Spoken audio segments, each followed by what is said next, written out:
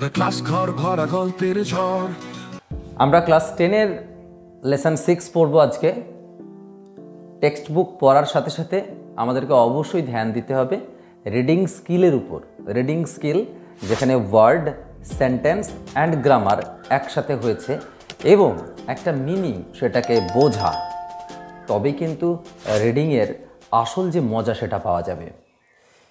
Lesson 6 sea fever by John Masefield. বলে রাখি, C fever মানে সমুদ্র জ্বর। নেচারের প্রতি মানুষের যে নিবিড় সম্পর্ক সেটা কিন্তু রোম্যান্টিক এজেই পাওয়া যায়। আর সেই রোম্যান্টিক এজে আমরা দেখেছি যে মানুষ এই পৃথিবীতে পাড়ি দিয়েছে, সেটা সমুদ্র দিয়ে হতে পারে, সেটা কখনো স্থল যে দেশ বা পথ সেই পথ দিয়ে হতে পারে। আমরা এইটুকুই মাথায় রাখবো যে নেচারের সাথে মানুষের যে একাত্ম হয়ে যাওয়া সেটা কিন্তু রোম্যান্টিক পিরিয়ডে সব থেকে বেশি হয়েছে।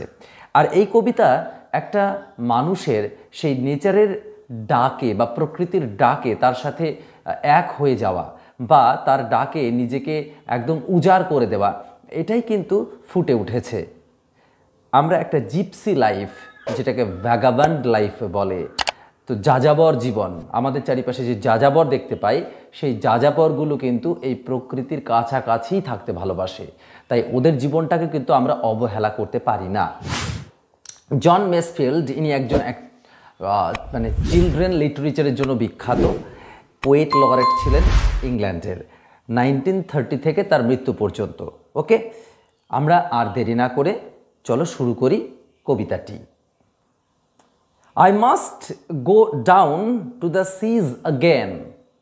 I must go down, আমাকে অবশ্যই যেতে হবে। I must go down, আমাকে অবশ্যই যেতে হবে to the seas again, আবার সমুদ্রে। দেখো, এই মাস্ট কথাটা যেটা রয়েছে এটা কিন্তু একটা মোডাল, আর যেটা দিয়ে অবশ্যই বোঝায়।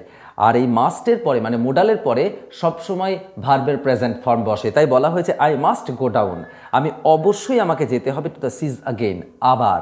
তার মানে এটা পরিষ্কার যে কবি এর আগে সমুদ্রে অবশ্যই গেছেন। To the lonely sea and the sky, সেই একাকিত্ব যে সমুদ্র, সমুদ্রে তো আর কেউ নেই, একা, সেই একাকিত্ব সমুদ্রে, সেই উন্মুক্ত আকাশে আমাকে অবশ্যই আবার যেতে হবে। সমুদ্রে যখন কেউ যায় তার উপরে শুধু খোলা আকাশ ছাড়া আর কিছুই থাকে না। অ্যান্ড অল আই আস্ক, আর আমি যা চাই সেটা হচ্ছে ইজ আ টল শিপ, একটা বড় জাহাজ, অ্যান্ড আ স্টার, আমার একটা তারা চাই, যে তারাটা কি করবে, টু স্টিয়ার হার বাই। দেখো, এখানে টু স্টিয়ার বাই হার এই কথাটা এরকম হতো, কিন্তু যেহেতু কবি তার কবিতার ছন্দের মিলের জন্য উপরে আছে স্কাই, তাই নিচে করতে হবে বাই, তো এই ছন্দটাকে মেলানোর জন্য তিনি বাইটাকে পরে দিয়েছেন। ওকে, এটাকে হাইপার বেটন বলে। গ্রামাটিক্যালি যদি একটু এদিক ওদিক করে নেওয়া যায় নো প্রবলেম, তো এটাকে হাইপার বেটন বলে। তাহলে অল আই আস্ক, আমি যা চাই সেটা কি, একটা টল শিপ চাই, আর চাই একটা তারা, আর কিছু দরকার নেই আমার, যে তারাটা আমাকে স্টিয়ার করবে, আমাকে কন্ট্রোল করবে, আমি কোথায় আছি আমাকে দিক নির্দেশ করবে। And the whales kick and the wind's song. Whales kick, you know? Sorry, wheel means চাকা। সেই চাকার একটা কিক, একটা ঝাঁকুনি। ওকে, আমি চাই চাকার একটা ঝাঁকুনি, আর উইন্ড সং, বাতাসের গান। And the white sails shaking, আর ওই যে সাদা পাল সে থর করে কাঁপবে, আমি এগুলোই চাই।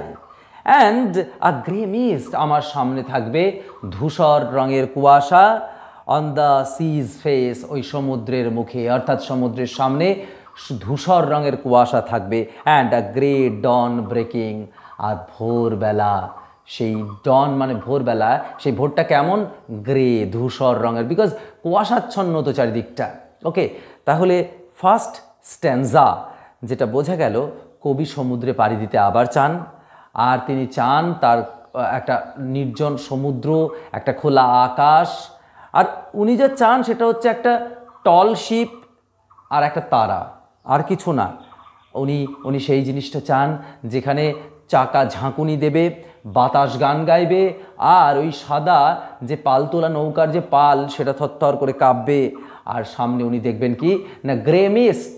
ওকে, গ্রে মিস্ট, ধূসর রঙের কুয়াশা, এবং সমুদ্রের বুকে সেটা পড়ে রয়েছে, আর ভোর হয়েছে, ভোরটা কেমন, grey coloured. Okay, I must go down to the seas again. আবার the repetition of the same line, আবার একইভাবে রিপিটেশন হয়েছে প্রথম লাইনের। For the call of the running tide, এই যে ডাক, আমার কিসের ডাক এসেছে? ওই টাইডের, ঢেউয়ের ডাক। ঢেউটা কেমন?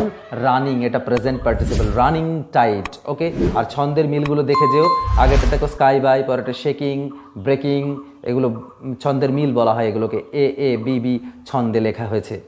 তো for the call of the running tide, for the call of the running tide, ঢেউটা কেমন? অনবরত আসছে যে ঢেউ, তার ডাকে। ইজ আ ওয়াইল্ড কল, আর এটা একটা বন্য ডাক, একটা প্রাকৃতিক ডাক। অ্যান্ড এ ক্লিয়ার কল, এর ডাকটা কেমন? স্পষ্ট। That may not be denied, সেটা ডিনাই করা যায় না, অস্বীকার করা যাবে না। I cannot deny that call. কিসের কল? ওই ঢেউয়ের ডাক। ঢেউয়ের ডাকটা কেমন? ও ওয়াইল্ড, আর তার সাথে কি? ক্লিয়ার। সেই wild and clear call I cannot deny. And all I ask, আমি যা চাই, ইজ আ উইন্ডি ডে, একটা বাতাস মুখর দিন চাই। কেন? কারণ পালতোলা নৌকা তখনই ভালো যাবে যদি বাতাস থাকে, কারণ তখনকার দিনে ইঞ্জিন যুক্ত যে সমস্ত জাহাজগুলো, সেগুলো কিন্তু এতটা প্রচলন ছিল না। তাই উনি বলছেন আমি চাই একটা উইন্ডি ডে, একটা বাতাস মুখর দিন, with the white clouds flying, আর আমার মাথার উপরে থাকবে হোয়াইট ক্লাউডস, সাদা পেজা তুলোর মতো মেঘগুলো। ওকে, সেই মেঘগুলো ভেসে ভেসে বেড়াবে।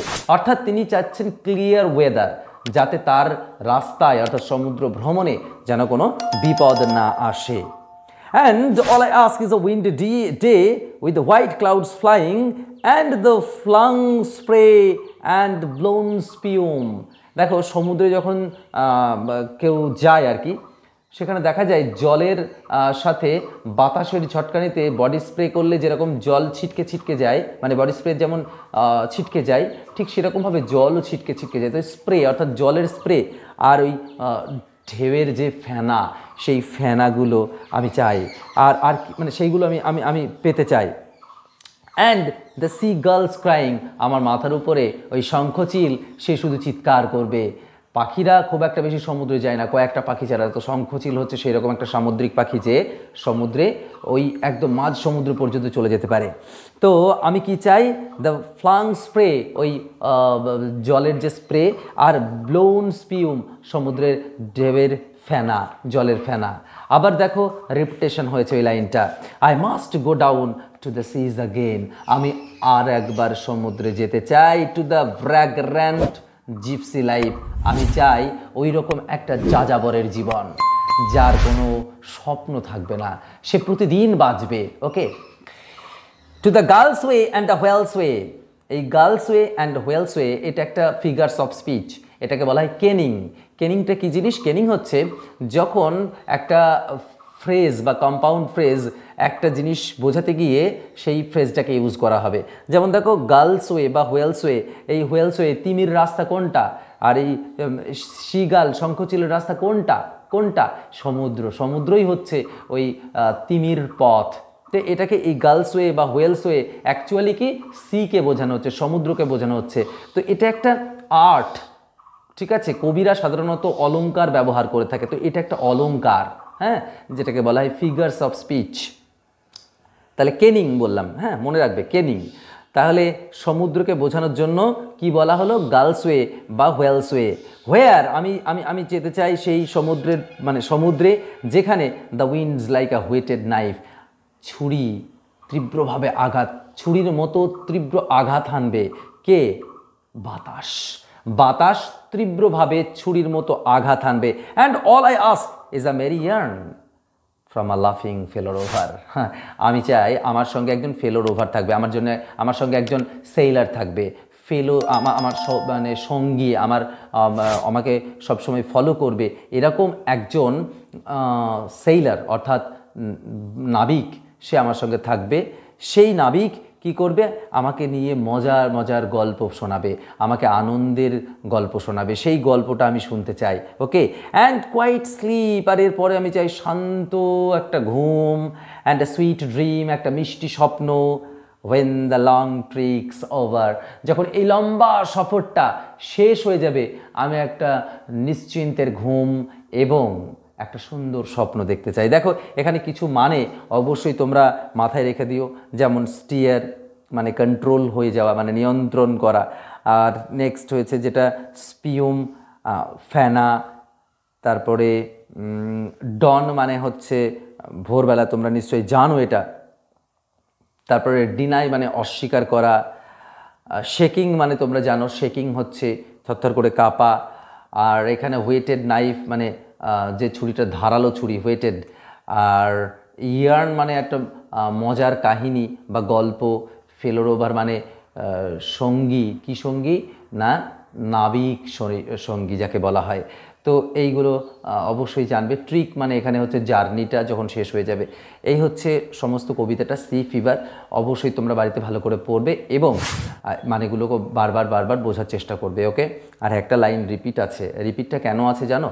কারণ কবি কোনো একটা বিষয়কে জোর দিতে চাইছেন। যখন আমরা কোনো কিছুকে জোর দিতে চাই তখন কিন্তু একটা লাইনকে রিপিট করি, ওকে।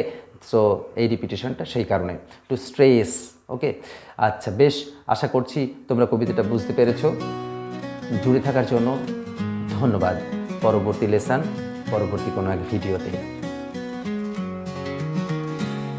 দাদা ক্লাস ঘর ভরা গল্পের ঝড়, পড়াশোনা দারুণ পর পর, চোরা স্রোতে দাদা বলে হাসি।